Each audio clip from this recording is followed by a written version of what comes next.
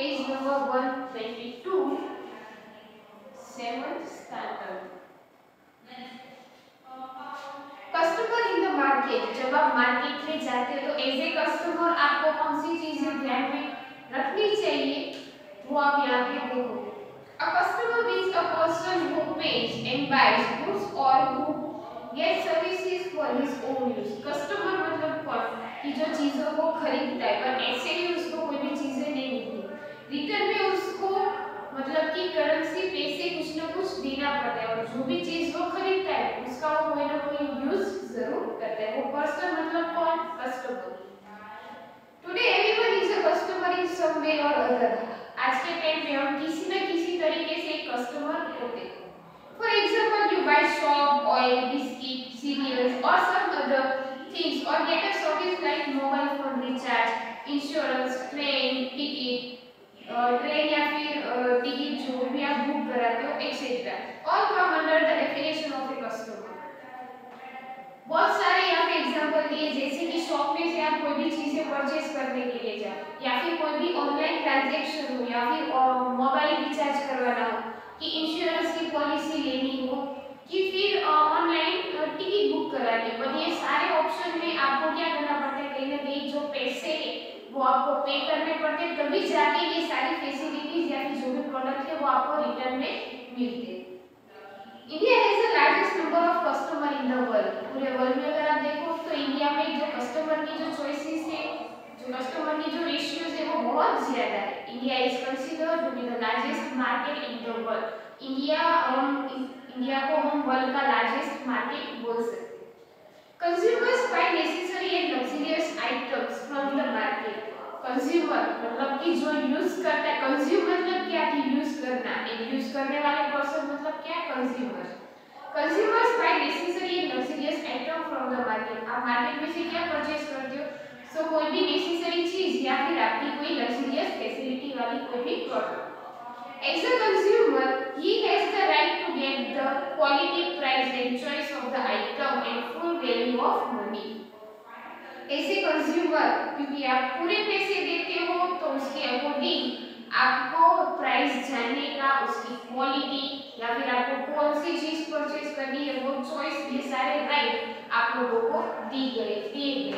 सबसे पहले अगर हम कस्टमर की बात करें तो कस्टमर मतलब क्या, a person who pays money for his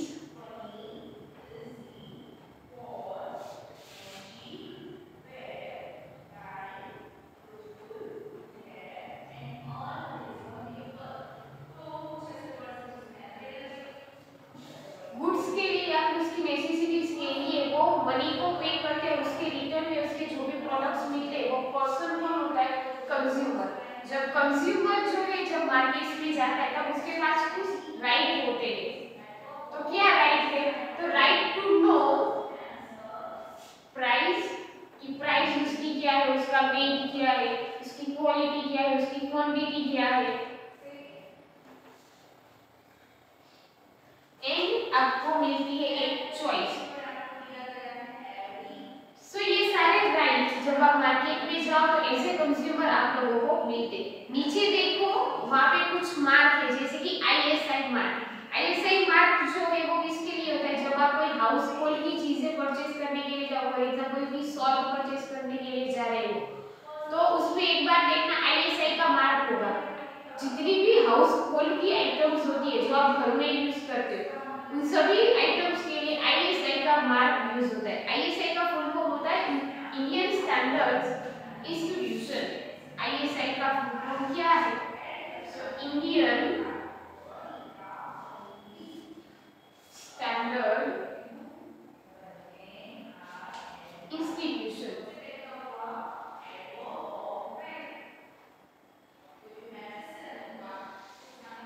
second one दिया है हॉलमार्क। हॉलमार्क किसके लिए होता है, जब आप कोई सिल्वर या फिर गोल्ड की कोई भी चीजें परचेज करने के लिए जाओ तब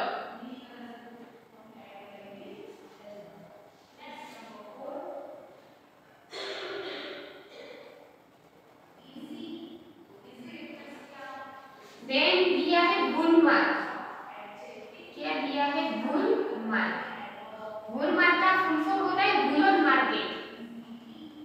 वुलन मार्केट। और वो किसके लिए होता है? वुल्स की कोई भी आप आइटम परचेज करो, लाइक वुलन का स्वेटर है तो वहां पर ऐसा मार्क होगा। Egg mark. Egg mark. Egg mark का फुल फॉर्म है सबसे पहले एग्रीकल्चरल मार्केटिंग। एग्रीकल्चरल मतलब कि एग्रीकल्चर रिलेटेड कोई भी आप चीजें परचेज करने के लिए जाओ, फॉर एग्जांपल की विडीसाइड या फिर पेस्टिसाइड या फिर कोई सीड्स अगर आप परचेज करने के लिए जाते हो तो वहां पर आप अपनी बुक में देख सकते हो एग मार्क जो दिया है वैसे मार्क उसमें दिखाई जाएंगे। फिर उसके बाद है फेसाइड मतलब कि FSSAI जिसका फुल फॉर्म ये लिखना जरूरी नहीं है, बट अगर आपको लिखना है तो आप लिख सकते हो कि उसका फुल फॉर्म क्या है। Food safety and standard authority of India. Food safety and standard authority of India. कभी कभी ये जो मार्क है वो जितनी भी फूड आइटम है उसमें नहीं होते, लेकिन जिस फूड आइटम में आप ये वाला मार्क देखते हो तो इसका मतलब ये है कि ये इस एसोसिएशन द्वारा ये प्रूव हो चुका है कि ये जो फूड आप यूज करोगे, कंज्यूम करोगे तो उससे आपकी हेल्थ के साथ कोई प्रॉब्लम नहीं होगी। हॉलमार्क का यूज किया कि हॉलमार्क ये दिखाता है कि हॉलमार्क लगने की वजह से ये जो गोल्ड है वो 24 कैरेट जितना प्योर है, इसलिए इसके ऊपर आप भरोसा कर सकते हो। लास्ट वाले आप लोग नॉर्मली देखते ही हैं वेजिटेरियन के लिए ग्रीन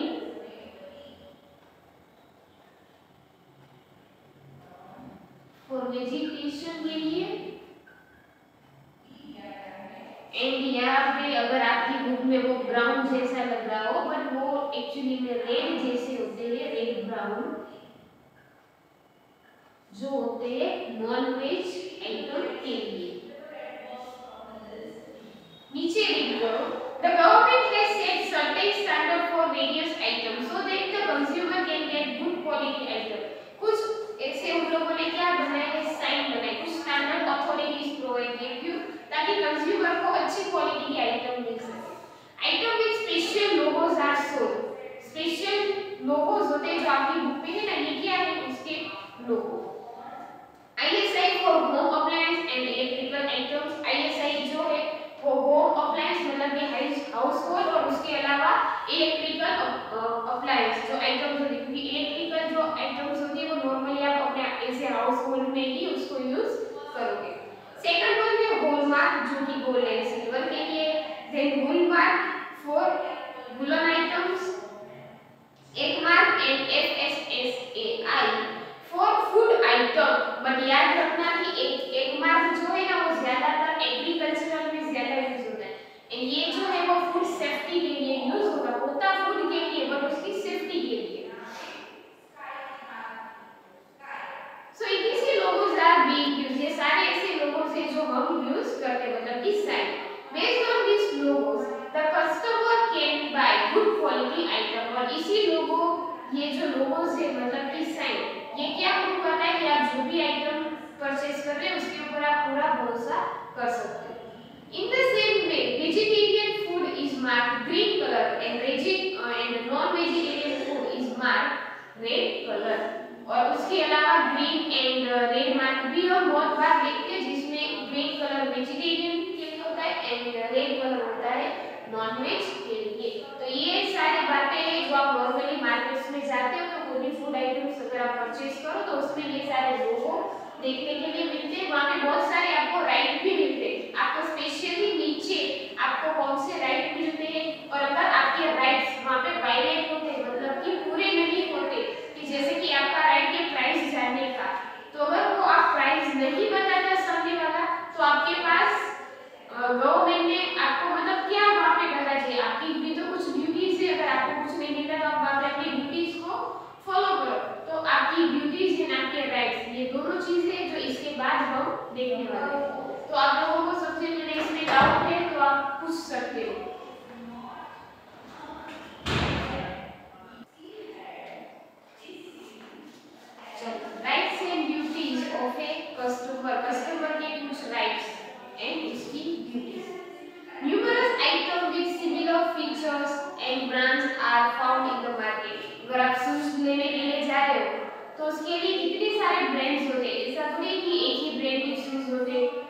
इतने सारे ब्रांड्स के होते हैं, बट उसमें कुछ ऐसे होते हैं क्योंकि इतने नंबर्स होते हैं ना, तो उसमें दो तीन जैसे फ्रॉड या फेक होते हैं. So the consumer does not have complete knowledge and information about them. A consumer is being exploited as there are many intermediaries between the manufacturer and customer.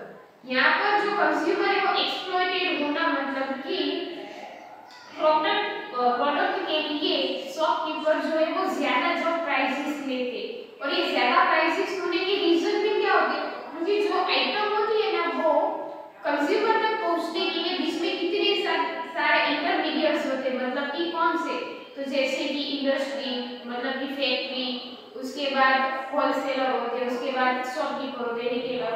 तो ये सारे बीच में इतने सारे लोग हो जाते हैं कि फैक्ट्री वालों ने चलो कि प्रॉफिट के लिए उसको 100 रुपए में बेचा है, फिर जो होलसेलर या फिर मार्केटिंग यार्ड वाले उन्होंने प्रॉफिट के लिए 110 में बेचा, फिर उसने होलसेलर को बेचा तो होलसेलर ने 120 कर दिए, फिर होलसेलर ने बेचा शॉपकीपर को तो शॉपकीपर ने भी प्रॉफिट के लिए 130 या 50 कर दिए. तो फाइनली जब कंज्यूमर के लिए पहुंचते तो वो एक्सप्लॉइट होने लगते, मतलब कि उसको फिर वहां पे ज्यादा पैसे पे करने पड़ते हैं. Consumer protection act has been implemented to protect consumer from fraud. ये जो कंज्यूमर प्रोटेक्शन एक्ट वो किसी लिए बनाया गया ताकि कंज्यूमर को अगर कभी फ्रॉड हो तो वो इसका यूज कर सके, वो इससे प्रोटेक्ट हो सके. Consumers are often deceived in the present market system in terms of quality, quantity, price and service of goods. Consumer मतलब कि आप बहुत बार ऐसा देखो कि उन लोगों के साथ ऐसा होता है प्रेजेंट मार्केट सिस्टम की अगर बात करो तो quality, quantity, price and services of goods, बहुत सारे गुड्स की जो सर्विसेज होती है जैसे कि वारंटी एंड गारंटी, तो वो क्या है, गुड सर्विसेज है कि अगर आप इलेक्ट्रॉनिक कोई भी गैजेट्स लेते तो उसके लिए गारंटी होती है कि चलो ये 2 या 3 साल तक चलेगा. वारंटी मतलब क्या कि चलो 2-3 साल के 3 साल की वारंटी है, मतलब कि अगर बीच में ही अगर वो खराब हो जाता है तो हम उसको रिपेयर कर देंगे. गारंटी में उसको रिप्लेस कर देंगे, वारंटी में रिप्लेस नहीं होता, हो सकता है कि उसको रिपेयर कर सकते. तो ये सारे जो सर्विसेज के वो कंज्यूमर्स को मिलते हैं. The consumer protection act 1986 has been enacted by the government of India in the parliament with the objective of enabling consumers to exercise their right to goods and services. यहाँ पे 1986 में हमारी जो पार्लियामेंट है उन्होंने ये कंज्यूमर प्रोटेक्शन एक्ट को introduce किया. उसका रीजन क्या था, ताकि कंज्यूमर को उनके राइट्स एंड जो गुड्स की सर्विसेज मिलनी चाहिए वो प्रॉपर्ली मिल सके. आपको याद रखना है कंज्यूमर प्रोटेक्शन एक्ट ईयर कौन सा है, 1986, और उसको इंट्रोड्यूस किसने किया है, हमारी गवर्नमेंट. पर कौन सी गवर्नमेंट, पार्लियामेंट की government. Under this law consumers have the following 6 rights. Consumer के 6 right.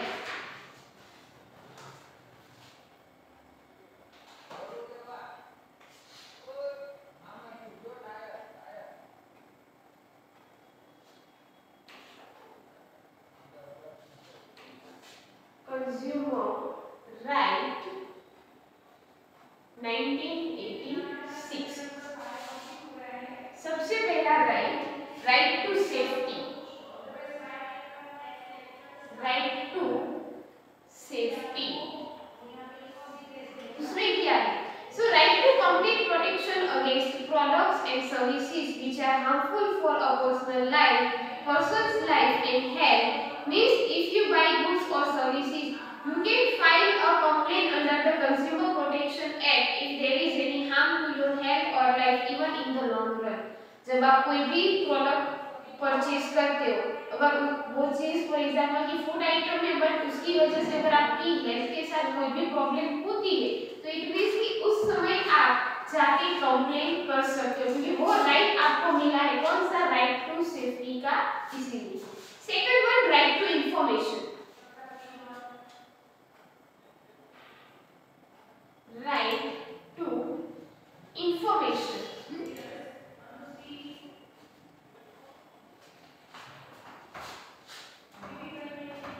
it is a right of the consumer to get all the necessary information about to information, जहाँ पे आपके पास राइट है कि कोई भी चीज अगर आप परचेज कर रहे हैं तो उसकी इंफॉर्मेशन होना, और अगर वो इंफॉर्मेशन है तो नॉर्मली सोचो कि प्रोडक्ट की इंफॉर्मेशन मतलब कि कौन सी वाली की price, quality, quantity, expiry date या फिर कब वो चीज मैन्युफैक्चर हुई etcetera. It is right to the consumer to get all necessary information about the goods to choose at the time of buying goods or services। अगर एक girl की बात करो तो फॉर एग्जांपल कि अगर आप कपड़े परचेज करने के लिए जा रही हो तो आप कितने सारे कपड़े देखते हो, क्योंकि आपके पास वो राइट है कि आप वहां पे बोल सकते हो कि मुझे ये नहीं, मुझे दूसरा दिखाओ, वो चॉइसेस है आपके पास, इंफॉर्मेशन आप वहां पे ले सकते हो। अगर कोई भी प्रोडक्ट है तो उसकी प्राइस आप पूछ सकते हो कि इसकी प्राइस ये है, मुझे इससे हाई प्राइस की चाहिए, इससे लो प्राइस की चाहिए, वो सब कुछ आप शॉपकीपर को या फिर जो भी चीज वहां पे जो सेलर है उससे आप पूछ सकते हो। Third one, right to choose, right to choose मतलब कि आपको क्या परचेज करना है, आपको क्या चूज करना है, वो राइट आपके पास होता है। The customer has the right to choose from a wide variety of items। अगर वहाँ पे बहुत सारी आइटम है बट उसमें से आपको आपके पास राइट है कि आपको कौन सा लेना है। Fourth one, right to representation, right to representation. अगर आप मोबाइल फोन परचेज करने के लिए जा रहे हो तो आप मोबाइल फोन सिर्फ देख के नहीं ले लेते, आप उसको मतलब ऑन करते हो, आप कैमरा देखते हो उसकी कैमरा कैसे चल रही है, फोटो कैसे क्लिक होते हैं। अगर आप हैंड्स फ्री लेने जाते हो तो आप फोन में लगा के देखते हो ना कि उसमें दिखाई कि नहीं। अगर आपकी मम्मी साड़ी लेने के लिए जाती है तो आप वो साड़ी ऐसे रख के या फिर जो सेलर होता है वो साड़ी उसकी बॉडी पे रख के दिखाता है कि वो आप पहनोगे तो आपको ऐसी लगेगी वैसी लगेगी, तो इट मींस कि वो रिप्रेजेंट भी करना चाहिए। कभी आप कोई भी आइटम्स लो वो चलती है कि नहीं, वो रिप्रेजेंट तो होना चाहिए। The consumer has the right to make appropriate representation to the consumer protection board to protect his rights and interest। क्योंकि वो जितना रिप्रेजेंट अच्छे से करेगा उसका इंटरेस्ट जो है वो उतना ज्यादा होगा। तो इट मींस कि कस्टमर के पास राइट है कि सामने वाले पर्सन को जो भी आइटम हो उसको रिप्रेजेंट करना पड़ेगा। ग्रीवेंस रिड्रेसल राइट, ये वो वाला राइट है जहाँ पे आप सेटिस्फाइड नहीं हो तो आप वो जो चीज है मतलब कि आपने जो वाली मंगवाई थी वो वाली मिलती नहीं, जो सोच के लिया था वैसा वो होता नहीं, तो उसको एक्सचेंज करवाना। The consumer has the right to get compensation for damages caused by defective goods, deficient services or fraud।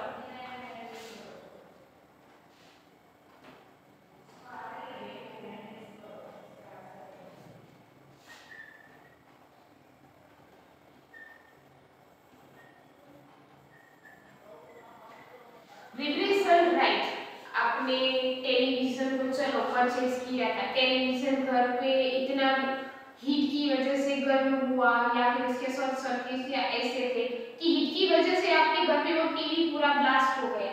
अभी टीवी ब्लास्ट होने की वजह से आपके घर पे उसके नजदीक जो भी चीजें थी वो टूट गई या फिर जल गई या ऐसा कुछ भी हुआ तो आपके पास राइट है कि आपको कॉम्पेंसेशन मतलब कि उसका जो खर्चा है कि टीवी का जो खर्चा था वो तो देना ही है, लेकिन उससे अलावा जो एक्स्ट्रा जो खर्चे वहां पे हुए या एक्स्ट्रा जो डैमेजेस हुए उसका कॉम्पेंसेशन आप सामने वाले से मांग सकते हो। या फिर कोई भी चीज खाने की वजह से या फिर डैमेजेस या फिर डिफेक्टिव कोई भी गुड्स थे तो आपको उसका रिटर्न जो भी कॉम्पेंसेशन है वो रिटर्न आप कर सकते हो, जो पैसे है वो आप वापस मांग सकते हो। फिर चाहे वो चीज अभी वहां पर है कि नहीं, आपने खाना खाया था, फूड लिया था, वो खाने की वजह से आपको हॉस्पिटल जाना पड़ा तो हॉस्पिटल के बिल का खर्चा फिर अगर आप कंप्लेन करो तो सामने वाले को फिर वो देना पड़ता है, बट वो आप ऐसे नहीं कर सकते। उसके लिए आपके पास क्या होना चाहिए, बिल होना चाहिए, तो आप जाके सारी चीजें कर सकते हैं। ऐसा नहीं कि कंज्यूमर जो है वो सब कुछ कर सकता है, उसके पास वो बिल या जो भी चीजें उसके पास होनी चाहिए वो भी उसके साथ मतलब रहनी चाहिए, अदरवाइज वो कुछ नहीं कर सकता। फिर right to get consumer education, right to get consumer education, consumer education, ये चीज मोस्ट टाइम पे जो इंडिया के लोगों को सीखनी चाहिए। कभी कभी हमें यही नहीं मालूम होता कि ऐसे कंज्यूमर हमें कौन से राइट्स मिले, ऐसे कंज्यूमर हमें नहीं मालूम होता कि ये चीज की वजह से हमें ये डैमेज हुआ है, तो एक्चुअली में हम कंप्लेंट करके हमारा कंपेंसेशन वापस ले सकते। ये राइट्स हमें कभी मालूम ही नहीं होते। हमें नॉर्मली क्या मालूम होता है कि हमारे पास राइट है कि हमें क्या चूज करना चाहिए, या फिर हमें चीजें इन्फॉर्म मतलब कि इंफॉर्मेशन हमें मिलनी चाहिए, या फिर रिप्रेजेंटेशन। लेकिन इसके अलावा राइट टू सेफ्टी या फिर redressal right, right to get consume education, ये सारी चीजें हमें कभी-कभी मालूम ही नहीं होती। This right enables the consumer, ये राइट कंज्यूमर को स्पेशली क्यों होते हैं? To get all information and knowledge to become a lifelong informative consumer, lifelong informative consumer मतलब कि ऐसा नहीं है कि इंफॉर्मेशन जो भी चीज परचेज करोगे उसकी इंफॉर्मेशन शॉर्ट टाइम के लिए नहीं होनी चाहिए। वो इंफॉर्मेशन ऐसी होनी चाहिए कि वो किसी और को भी यूजफुल हो। जैसे कि आपके सोसाइटी में अगर किसी ने कोई भी चीज परचेज की है तो आप उसको पूछने के लिए चाहते हो ना कि ये आपने लिया था वो कैसा था, कितने दिन तक चला, या तो वो लाइफ लॉन्ग है। अगर आपने 5 साल पहले फ्रिज लिया था फिर भी आज के टाइम में किसी और को बहुत मतलब कि वो इंफॉर्मेशन आप प्रोवाइड, वो कैपेबिलिटी होनी चाहिए आपको कि चलो मैंने ये फ्रिज 5 साल पहले लिया था, या फिर हम जब छोटे थे तब हमने ये यूज किया था, ये तो नहीं अच्छा था मत लो, या फिर वो अच्छा था तो उसको लो। तो वो इंफॉर्मेशन लाइफ लॉन्ग होनी चाहिए। पहले दिन पूछा दूसरे दिन भूल गए, आप पहले दिन पूछने के लिए गए थे कि इसकी प्राइस क्या है तो चलो 50 रुपए, फिर किसी ने पूछा कि तो पूछने के लिए गए थे ना क्या थी प्राइस और आप भूल जाओ, तो ऐसा नहीं चलेगा। वो इंफॉर्मेशन लाइफ लॉन्ग होनी चाहिए क्योंकि वो फिर आपको ही काम आएगा। ओके, डाउट है किसी को? राइट में right to safety, right to information, right to choose, right to representation, grievance, retention, right to get consume education, consumer education. चलो पूछना है किसी को?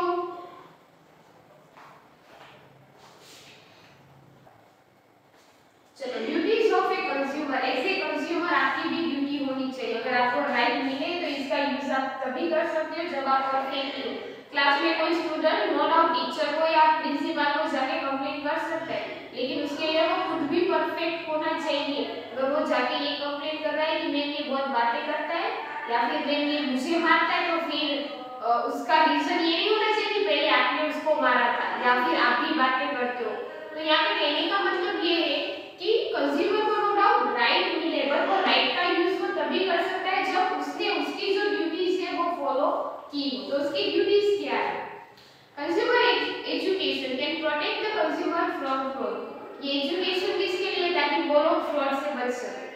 It is the duty of consumer also to be careful about certain things while purchasing, but ये consumer की भी duties है कि वो जब कोई भी चीज परचेज करे तो उसकी इंफॉर्मेशन को पहले से ही ले ले, वो पहले से ही केयरफुल होना चाहिए।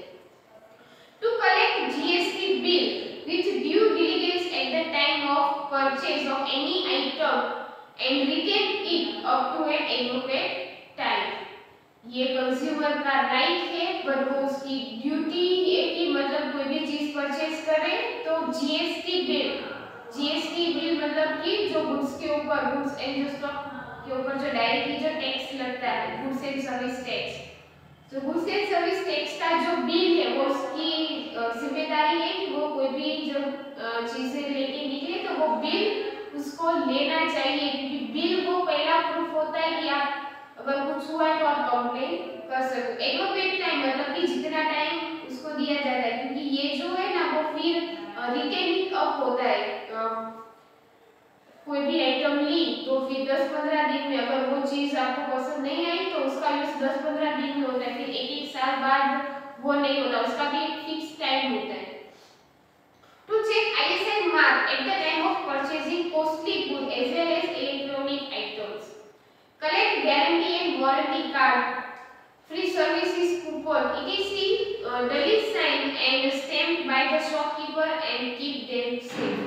अगर कोई भी चीज परचेज करते हो, अगर वो हाउस होल्ड की है या फिर इलेक्ट्रॉनिक, तो उसके ऊपर अगर वो ज्यादा कॉस्टली है तो उसके ऊपर पहले वो मार्क देखो कि ISI, क्योंकि ISI मतलब अगर वो मार्क वहां पर है इट मींस कि उसकी जो भी प्राइस है वो राइट है, वो फेक नहीं है। कभी कभी ऐसा होता है कि बहुत ज्यादा प्राइस वो लोग अपने आप ही ले लेते हैं, तो ऐसा नहीं, अगर वहां पे मार्क है तो इट मींस कि प्राइस फिक्स हुई है आईएसआई से, उन्होंने अपने आप नहीं की।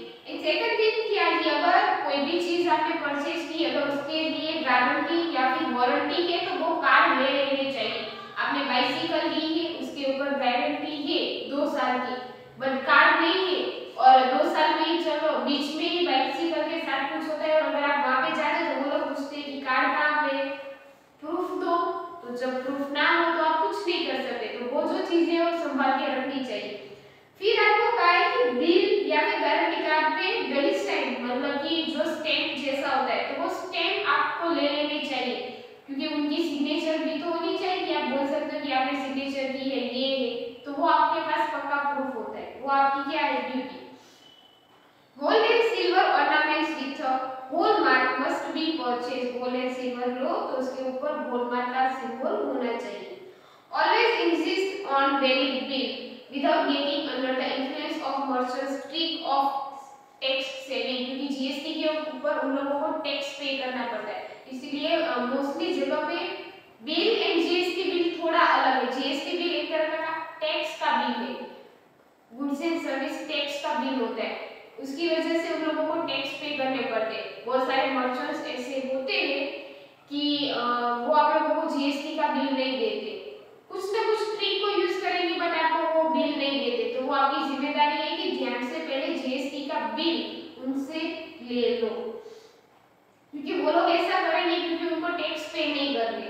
Make sure that all details like purity, price, making charges it is here clearly and separately written, clear और सेपरेटली। यहाँ पे लिखा है मेकिंग चार्जेस, क्योंकि गोल्ड की प्राइस होती है, लेकिन गोल्ड में से अगर ऑर्नामेंट्स बने तो वो बनाने ऑर्नामेंट्स बनने के लिए जो चार्जेस होते तो वो चार्जेस, उसकी प्राइस, उसकी प्योरिटी, ये सारी चीजें आप देखोगे उसने जब लिखी है तो उन्होंने क्लियरली लिखी है कि नहीं, तो ये सारी चीजें जो आपको ध्यान में रखनी चाहिए। सबसे पहले जीएसटी बिल आपको लेना चाहिए, सेकंड में आपको बताया गया कि आईएसआई मार्क, अगर कोई हाउस होल्ड या फिर इलेक्ट्रॉनिक गैजेट्स को परचेज करे अगर उसकी प्राइस अगर आपको लगता है कि बहुत ज्यादा है, इतनी नहीं होनी चाहिए, तो उसका मार्क देखो कि आईएसआई का मार्क है कि नहीं।